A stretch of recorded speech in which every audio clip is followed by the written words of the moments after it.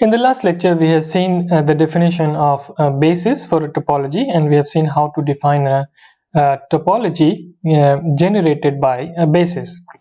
And in this lecture, we will see various examples of different topologies on the set of real numbers, and we will use the notion of a basis to define these topologies.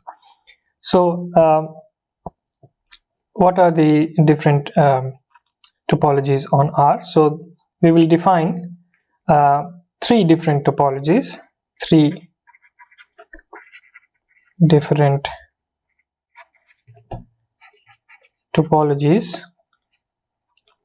on R.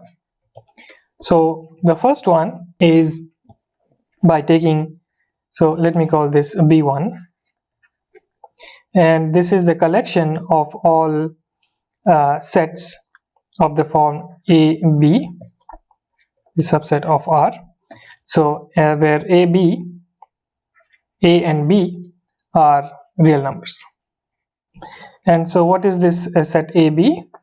AB is by definition the collection, the set of all real numbers which are which is strictly greater than A and which is strictly less than B.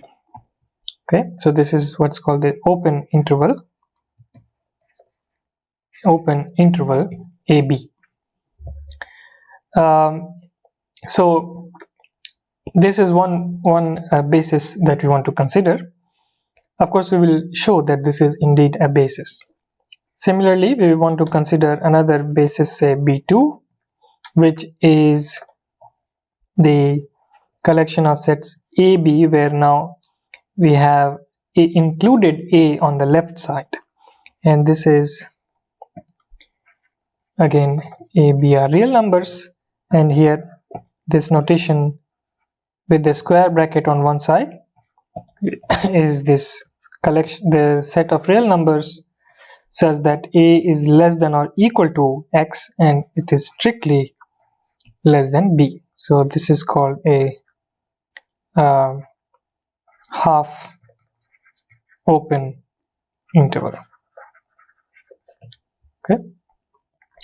The third basis that we want to consider, B3, is the collection of all subsets of R of the form A, B, so open intervals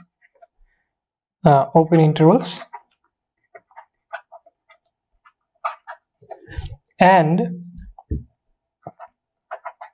of the form AB minus, so this is the set minus, okay, the set 1 by n, where n is in n.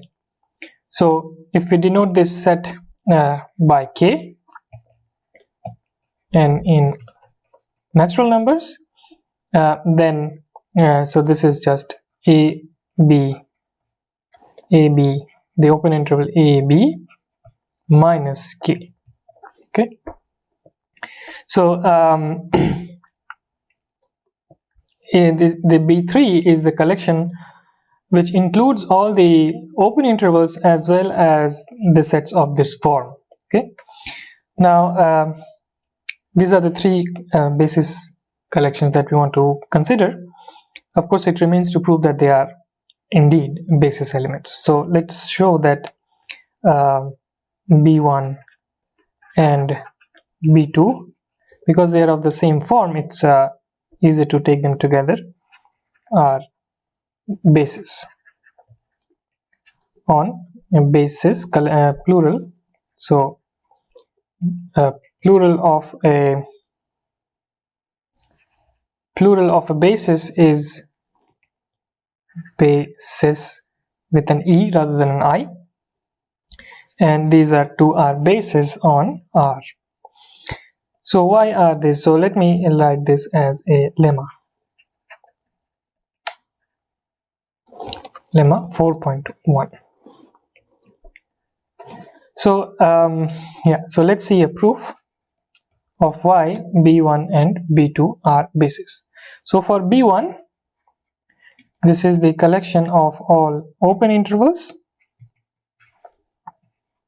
Okay, A and B are in R, and if you take any point X in R, so this is property 1 for the definition of a basis. If you take any point X in R, we need to show that there exists a basis element B in B1 such that X is in B and X is in B. So this holds, for example, if you take by taking B, for example, to be the set X minus 1 and X plus 1. So of course there are many basis elements that contain this point X, infinitely many, uncountably infinitely many basis elements, but we don't care. We only want one, and that is enough for the definition of a basis. And we take this particular open interval which is from X minus 1 and X plus 1, and of course X minus 1 is less than X is less than X plus 1, so X belongs to B. So X belongs to B, and so the property 1 is satisfied.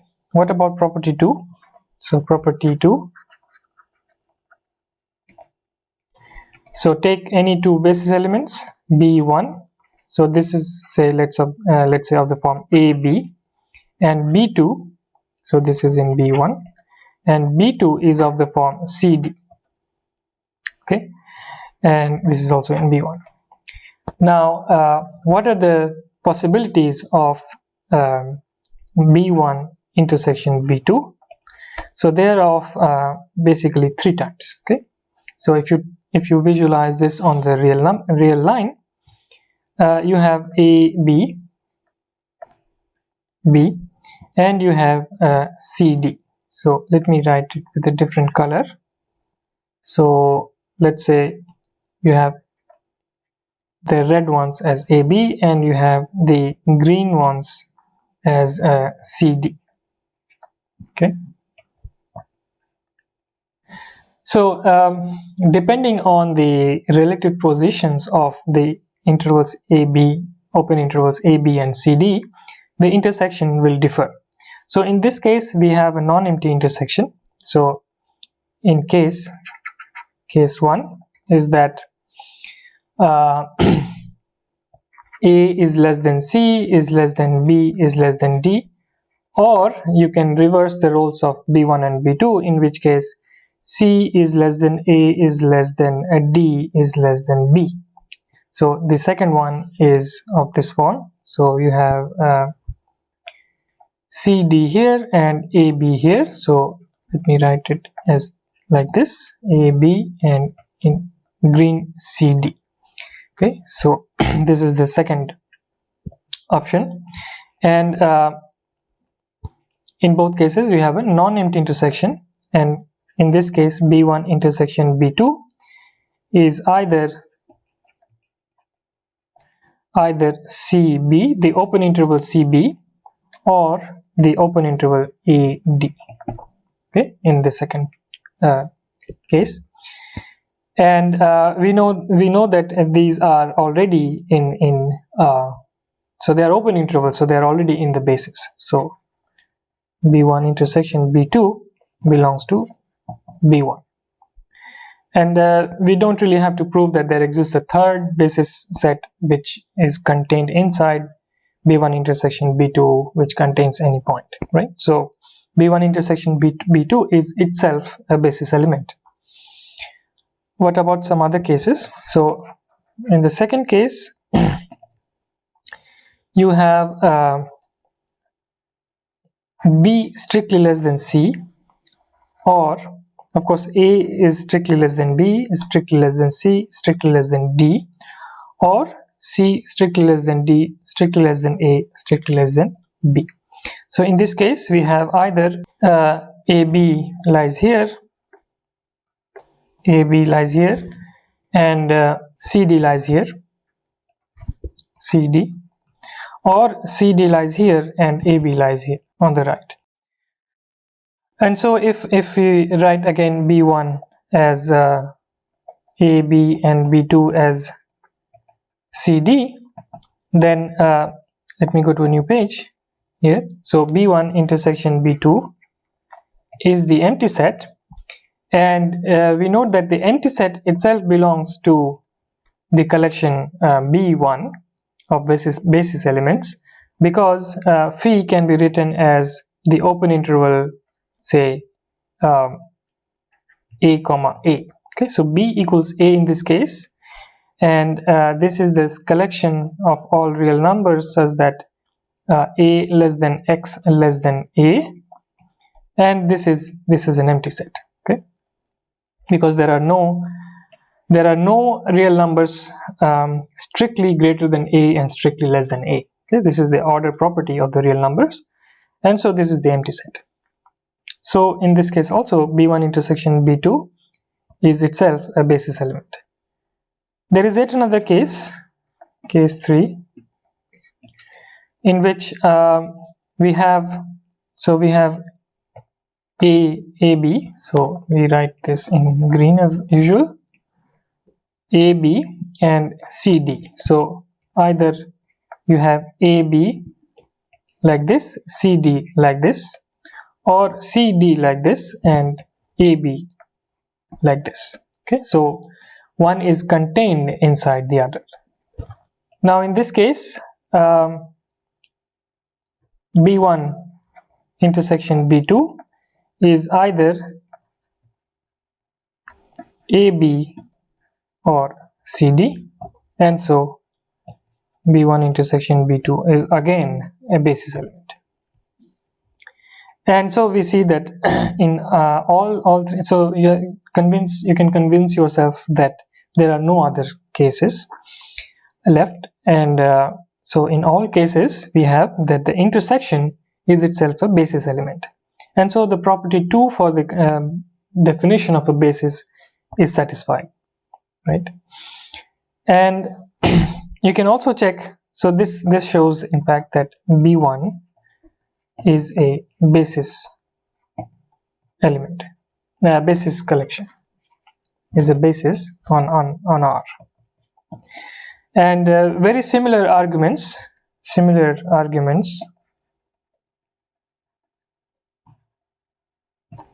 can be used to show that B2 is a basis on R as well. So remember that B2 was the collection of half open intervals in R. Okay. So these two, B1 and B2, are basis collections, and the third one, which let me write again as a lemma, B3 is a basis. So here we have to be a little more careful, because you have, remember that B3 was the collection of open intervals AB real, union the collection of open intervals minus the set K AB in R,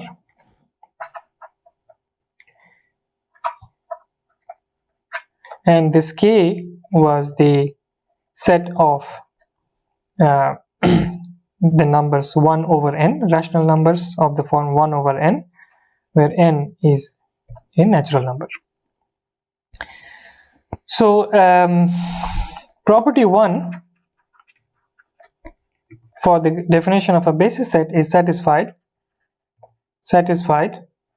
because the first one is nothing but the collection of open intervals, and this is nothing but B1, and that is a sub collection of B3. Okay, so property 1, we have already shown that it is satisfied by B1, so it is satisfied by B3. Okay, so any point in the real numbers is contained inside a basis element. So what about property 2? Property 2. So take B1 and B2 in this collection B3. So if B1 and B2 are both in B1, so they are both open intervals, this means that B1 intersection B2 is also in B1, as we have seen, and this is a subcollection of B3, so B1 intersection B2 is in B3. So if both your B1 and B2 are open intervals, then we have already seen that the intersection will be a basis element. So now we just have to take care of two more cases. So case A is that if B1 is of the form AB and B2 is of the form CD minus K. Now to show this, we use the following formula for the set difference A minus B. This can be written as A intersection the complement of B here. Okay, so if A, B are subsets of X, of a set X, then B complement is the set difference X minus B, and A minus B is then A intersection B complement. Okay, so this is what we will use to show that B1 intersection B2 is again a basis element. So what is B1 intersection B2? So this is AB intersection CD minus K, and this is nothing but AB using this formula above intersection CD intersection K complement. And now notice that these two are in B1, so their intersection is again in B1. Okay, so this is again an open interval, and so this is, so let us say let us denote by FG this intersection CD. So of course FG can either be empty or non-empty, as we have seen, but in either case B1 intersection B2 is FG intersection K complement, and this is an element of B3. So we see that if you take one of them to be an open interval and the other one to be open interval minus K, then the intersection is again a basis element in B3.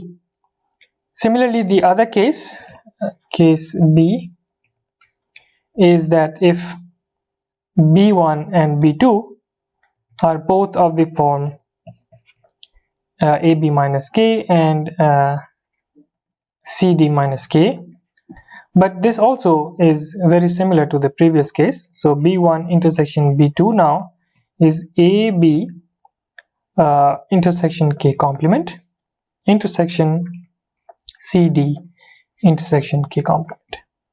However, this is nothing but AB intersection CD intersection K complement intersection K complement, and this is again K complement. Okay, so A intersection A is A for any set, and so this is A intersection B intersection CD and intersecting with the complement of K, and here we have seen that it is already of this form and it belongs to B3. So the property 2 is also satisfied for this B3, and it is a basis. So this implies that B3 is a basis. So now that we have three different kinds of bases, we can define three different kinds of topologies using these bases, and we have special terminology to call these bases, to these topologies that are generated by these bases. So the first one is that the topology generated by B1 is called the standard topology. standard topology on R, and sometimes we denote it by tau standard like this, and it is the most commonly used topology on the set of real numbers, which is why it's called standard. The second one is that the topology generated by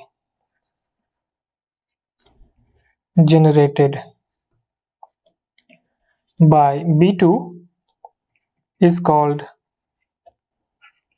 the lower limit topology,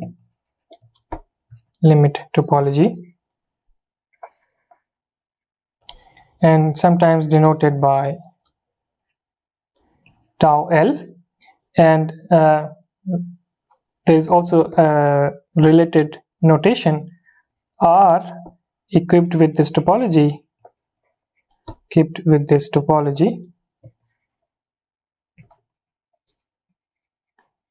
is denoted as R with a subscript L. So the subscript L here stands for lower limit. The third one, so the topology generated by B3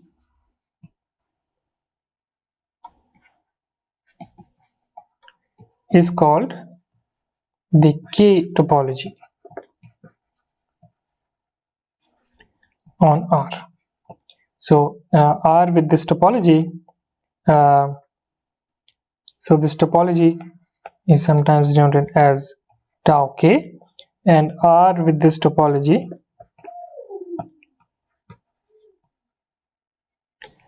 is denoted as RK. And so once we have these various different kinds of topologies, the most natural thing to ask is which one is greater and which one is smaller, and we will take this up in the next lecture.